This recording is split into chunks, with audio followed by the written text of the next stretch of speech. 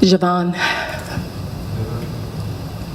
I don't know if I'm supposed to address you directly, but I can't help it. I have to.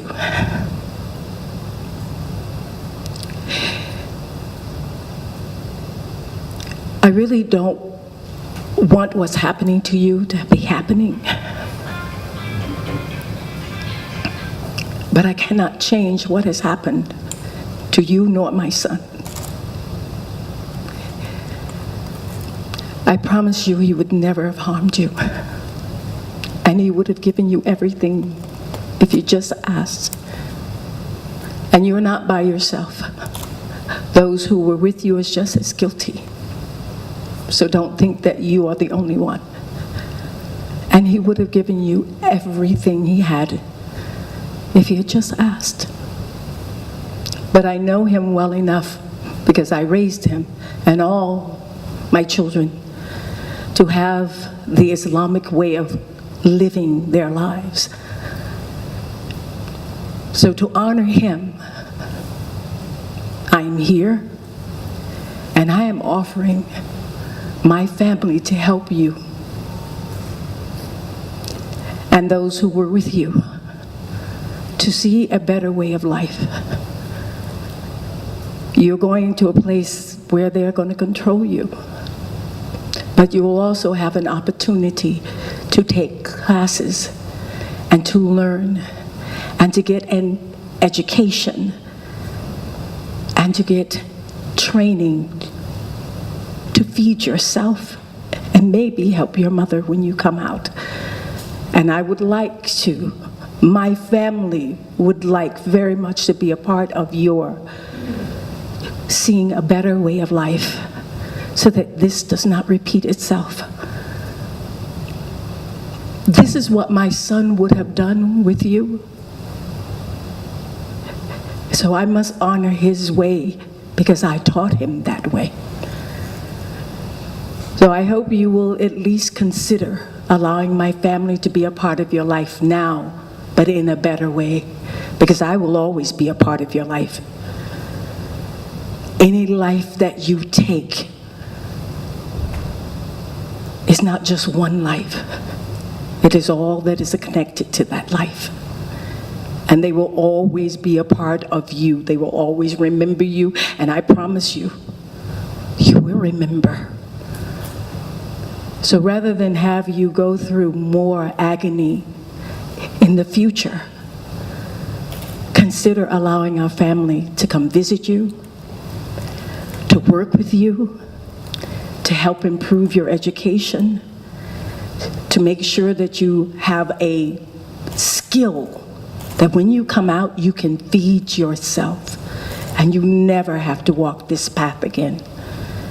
And in the interim, you can see a way to help your mother and your brothers and sisters who look up to you, even though looking up to you is looking down right now.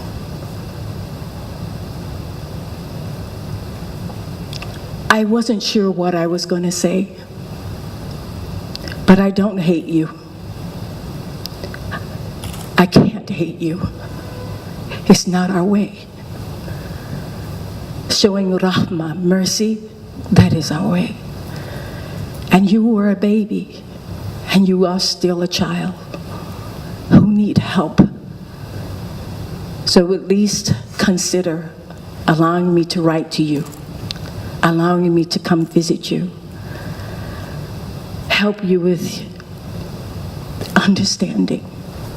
Education is the way to free the mind in a better way. And learning to feed yourself is the best way. So please consider this, and I know this is so different from what you may be used to. I cannot hold this bitterness. I will not hold it. And I plan to be involved with your mother, if she allows it, to try to help her. Because we've got to stop this disease that is eating up our society. And it does not come from hate. It comes from love.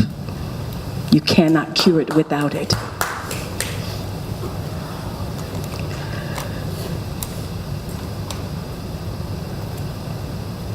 His death was already ordained. Maybe the purpose is to save your life, because you're not going to be killed by this society. It's not the penalty of death that you're facing. You're actually going to be facing life should you live through this and come back out. It would hurt my heart to the end if you came back to the same cesspool that you came out of, because you will see no light, and you need to see light. There is a better way of life, but you're in control of it. I just want to help you so that I may be able to save someone else's life, including your own. This is what my son would have wanted. This is what his family raised him to think like, and all my children think the same way. You met my daughter. So please consider this. And it's not because I want something from you. I just want better for you and your brothers and sisters. We've got to stop this disease. We are starting a campaign that's saying join the resistance and take a knee, meaning fight back, but you cannot fight back with weapons. Taking a knee, that means that you are using prayer, which is the best tool in the world to fight any disease. So we're starting this campaign to try to get the people to realize a gun doesn't solve the problem. Stealing doesn't solve the problem. Envy, jealousy doesn't solve the problem. Love from the heart. Take a knee and pray. That's all I have to say. Please consider it, because I really want to do this, and so does my family. To your mother, as I told you before, this is harder on you than it is on me, for one reason only. I've laid my son to rest. I can't touch him any more than what I touch him spiritually. But you have to live with the fact that you can't touch your son. You can't hold him, yet he is there, behind a glass, behind bars, that you will never be able to reach out with him and give him that love until he returns to you. But if he returns to the same situation that got him to where he is, it is not a solution for him. So I am here too, and my family, for you and your family. I do not play with this. I am not here grandstanding. I could care less if they had cameras or didn't have cameras. If people stood by my side or didn't stand by my side. The truth is, we've got to help each other. And I cannot stand the thought that your children, the other ones, may be walking in his footsteps because there's no light there. And for me to just say it and not help, that's no solution. It means nothing without action. So I hope you will allow me to be a part of his life in this manner. Very grateful. And to be a part of your life and your children, even if I am tutoring your youngest to help them get through school and to show them a better way. I am here. But I cannot force either one of you to take this plea from me. And I thank the courts for trying so hard to find my son's killers, for showing rahmah to the young people who are so lost from that particular arena. It's not their fault. They didn't choose the parents, and they didn't choose the area where they were born. But if we don't work harder to help them come out of that kind of situation, all we're doing is condemning our society in the end, all of us, because that disease knows no color, no gender. It knows nothing about wealth or poverty. It will spread like a cancer to all of us. So these courts would mean nothing if we do not show rahmah. When we have found the persons who have committed the deed, why did they do it?